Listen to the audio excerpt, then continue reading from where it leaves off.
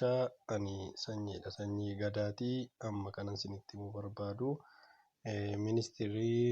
ministeerri barnootaa akkuma waliigalaatti ministeeriin kutaa 8 akka gadhiifameeru dhageessanii jirtu. Warroonni telegiraamiin isin didee isiniif hojjechuu didee akkaataa itti isin googilirraa ilaaluu dandeessan namoonni tokko tokko isin waan diduu danda'uu fi telegiraamiin googiliirra galtanii akkaataa salphaatiin qabxii keessan ilaalachuu dandeessu jechuudha. Innis maal jettanii galtu https mallattoo kana galchitanii san booda akkas jettanii ministirii jettanii .it jettaniiti go jettu jechuudha. Go jettu akkuma go jettaniini jarreen kana isinii fidaa jechuudha. Isaan kana isinii fidaa jechuudha. Isaan kana yeroo inni isinii fidu isin immoo dhuftaniiti kamirratti okay jettu kanarratti okay jettu jechuudha.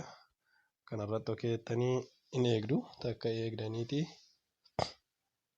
haaluma salphaadhaan laallachuu dandeessu jechuudha. Haaluma salphaadhaan laallachuu dandeessu. Waaw kunoo haala bareedaadhaan fidee jira jechuudha.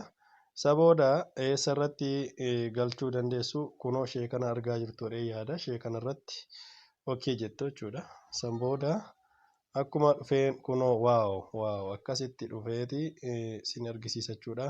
Kanarratti registration nambarii galchitu isa kanarratti immoo first name maqaa jalqabaa bichaatu dogoggoriin galchitaniiti asirratti fakkeenyaa fi kanarratti registration nambarii galchitu jechuudha. Registration nambarii galchitanii asirratti immoo maqaa afaan Oromootti akkaataatti inni ministirii sanarratti guute fakkeenyaaf Tolaa jettanii yoo galchitan akka kanaatti galchitaniiti argachuu dandeessu jechuudha. Kunoo akkuma amma argaa jirtan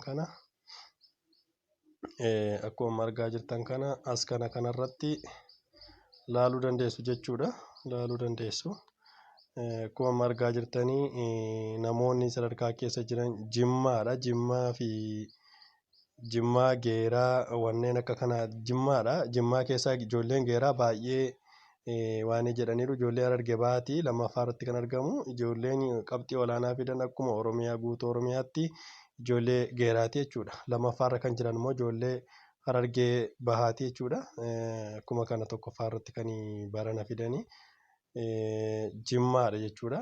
Jimmaadha isaan kun Jimmaadha baay'inaan jechuudha. Baay'inaan Jimmaadha. Keessumaa immoo kan baay'inaan keessaa harcaatiin garaagaraa tokko jiru naannoo ijoollee gara Wallaggaatti argamanidha.